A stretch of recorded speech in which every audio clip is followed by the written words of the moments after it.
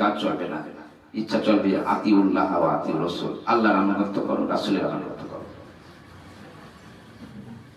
তো পরিপূর্ণভাবে একটু আধা অল্প কিছু অংশ ইসলামের মধ্যে যাওয়া যাবে না। ইসলামের মধ্যে প্রবেশ করতে হলে আপনাকে পরিপূর্ণভাবে প্রবেশ করতে হবে। আল্লাহ সুবহানাহু ওয়া তাআলা বলেন, হুয়াল্লাযী আরসালা রাসূলাহু বিল হুদা ওয়া দীনিল হক লিইযহিরাহু আলাদ-দীনি কুল্লি ওয়া কাফা বিল্লাহি শাহীদা। সুবহানাল্লাহ বলে আল্লাহ রাব্বুল আলামিন বলেন, আমি আমার নবীকে হেদায়েতে পূর্ণ করেছি, হেদায়েতের বাতি দিয়েছি, তার অন্তরে আলোকিত করেছি। আমার দেওয়া হেদায়েত, আমার দেওয়া আলোকিত কোরআনের আলোতে তাকে আলোকিত করেছি, হেদায়েতে পরিপূর্ণ করেছি। তাকে একটি ধর্ম দিয়েছি, দ্বীনুল ইসলাম, সিন মিম লাম। তাকে একটা ধর্ম দিয়েছি, সিন মিম লাম, ইসলাম। এই ইসলামটাকে সকল ধর্মের উপরে বিজয় লাভ করতে পারে, বলেন সুবহানাল্লাহ। আর সাক্ষ্য হিসেবে আল্লাহ রাব্বুল আলামিন এনাফ, যথেষ্ট। তাকে আমি হেদায়েত দিয়েছি, হেদায়েতে পরিপূর্ণ করে দিয়েছি।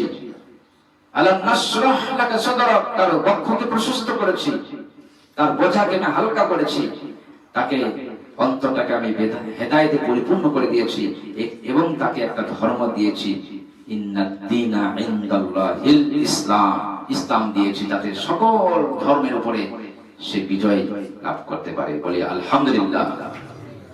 সকল ধর্মের উপরে। পৃথিবীতে অনেক ধর্ম মতভেদ সৃষ্টি হবে, সম্মানিত উপস্থিতি, রাসূল সাল্লাল্লাহু আলাইহি ওয়াসাল্লামকে এই প্রাধান্য দেওয়া হয়েছে। আর সাক্ষ্য হিসেবে একমাত্র আল্লাহই যথেষ্ট।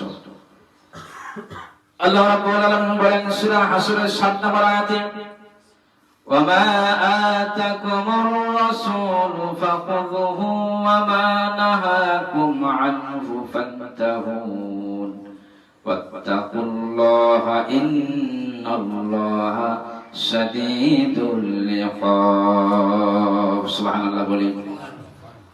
আল্লাহ রাব্বুল আলামিন বলেন, আমি আমার নবীকে যা দিয়েছি সেটা তোমরা গ্রহণ করো।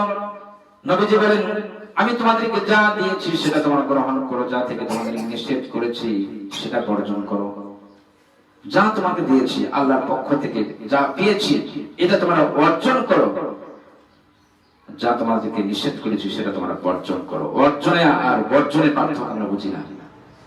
যেটা আমাদেরকে অর্জন করতে বলেছেন সেটা আমরা বর্জন করছি, আর যেটা আমাদেরকে বর্জন করতে বলেছে সেটা আমরা অর্জন করছি। অর্জন এবং বর্জনের পার্থক্য আমরা বুঝতে পারলাম না। এটাই হলো শয়তানের কাজ। শয়তানের কাজ হচ্ছে আপনাকে বাঁকা পথে নিয়ে যাওয়া, সঠিক পথ না। সম্মানিত উপস্থিতি, দ্বীন ইসলাম মুসলমান, ওয়াত্তাকুল্লাহ, সূরা হাসরের এই আয়াতে বলছেন, ওয়াত্তাকুল্লাহ, আল্লাহকে ভয় করো, ইন্নাল্লাহা শাদীদুল ইকাব, আল্লাহর শাস্তি বড় কঠিন। আল্লাহ রাব্বুল আলামিন বলেন, কুল ইন কুনতুম তুহিব্বুনাল্লাহ ফাত্তাবিউনি ইউহিব্বুকুমুল্লাহ ওয়া ইয়াগফির লাকুম যুনুবাকুম ওয়াল্লাহু গফুরুর রহিম। সুবহানাল্লাহ। আল্লাহ সুবহানাহু ওয়া তাআলা বলছেন, মানে বলো হে নবী, কেউ যদি আমার ভালোবাসা পেতে চায়, আল্লাহ বলছেন, কেউ যদি আমার ভালোবাসা পেতে চায়, আল্লাহ বলছেন, কি বলছেন? আল্লাহ সুবহানাহু ওয়া তাআলা বলছেন, কেউ যদি আমার ভালোবাসা পেতে চায়, কেউ যদি আমার মহব্বত পেতে চায়, কেউ যদি আমার সান্নিধ্য লাভ করতে চায়, সেজন্য রাসূলকে অনুসরণ করে। আলহামদুলিল্লাহ। এবং তোমাদের পাপ মোচন হবে রাসূল সাল্লাল্লাহু আলাইহি ওয়াসাল্লামকে অনুসরণ করার মাধ্যমে। আল্লাহ অতি দয়ালু এবং ক্ষমাশীল। আলহামদুলিল্লাহ। বুখারী মুসলিমের একটা হাদিস, 4777 নম্বর হাদিস। কত নম্বর হাদিস? 4777 নম্বর হাদিস।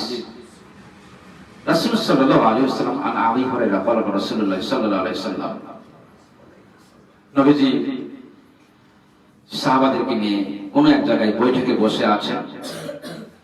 এমন অবস্থায় দেখতে পেলেন, সাহাবারা দেখতে পেলেন যে একজন ব্যক্তি নবীর কাছে আগমন করছে।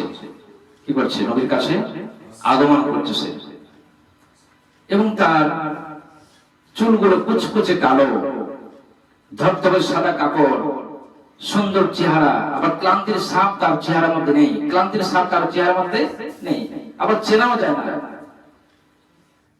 সে ভ্রমণ করে আসলে বা কোন জায়গা থেকে আসলে অচেনা ব্যক্তি, চেনা যাচ্ছে না তাকে।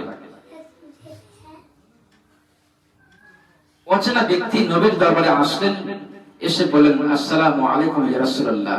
নবীজি আত্তাহিয়াতুস সূরাতে বসে আছেন। নবীজির হাঁটুর সাথে হাঁটু লাগিয়ে দিলেন, হাঁটুর সাথে হাঁটু লাগিয়ে দিলেন। লাগিয়ে দিয়ে বলেন, কোনো কথা বললেন না, বলেন মাল ঈমান ইয়া রাসূলুল্লাহ। ঈমান কি জিনিস? ঈমান কাকে বলে? ঈমান সম্পর্কে আপনি আমাকে সবক দেন। মাল ঈমান। নবীজি দ্বিতীয় কোনো কথা বললেন না, কে বা কারা কোথেকে এসেছো এই কথা বললেন না। নবীজি সরাসরি প্রশ্ন উত্তরে চলে গেলেন। প্রশ্ন উত্তরে চলে গেলেন নবীজি। নবীজি বললেন আমানা বিল্লাহি ওয়া মালাইকাতিহি ওয়া কুতুবিহি ওয়া রাসূলিহি। ঈমান হলো আল্লাহর প্রতি বিশ্বাস, আল্লাহর প্রতি বিশ্বাস স্থাপন করা, আল্লাহ তাআলাকে না দেখে বিশ্বাস স্থাপন করা। আমানা বিল্লাহি ওয়া মালাইকাতিহি, এবং আসমানে ফেরেশতা যারা রয়েছে ফেরেশতাদের প্রতি বিশ্বাস স্থাপন করা। ফেরেশতা আছে, দেখা যায় না, বিশ্বাস স্থাপন করা, এটার নাম হচ্ছে ঈমান আনা। ও কুতুবিহি, এবং আসমানে কিতাবের প্রতি বিশ্বাস স্থাপন করা। ও রাসূলিহি, এবং পৃথিবীতে অনেক রাসূলগণ আসছে তাদের প্রতি বিশ্বাস স্থাপন করা, এর নাম হচ্ছে ঈমান। এবং আমরা এই জীবন থেকে পরকালের জীবনে চলে যাব, সেখানে আমাদেরকে আল্লাহ সুবহানাহু ওয়া তাআলা উঠাবেন, এটার প্রতি বিশ্বাস স্থাপন করা, পরকালের জীবনের প্রতি বিশ্বাস স্থাপন করা, এর নাম হলো মাল ঈমান।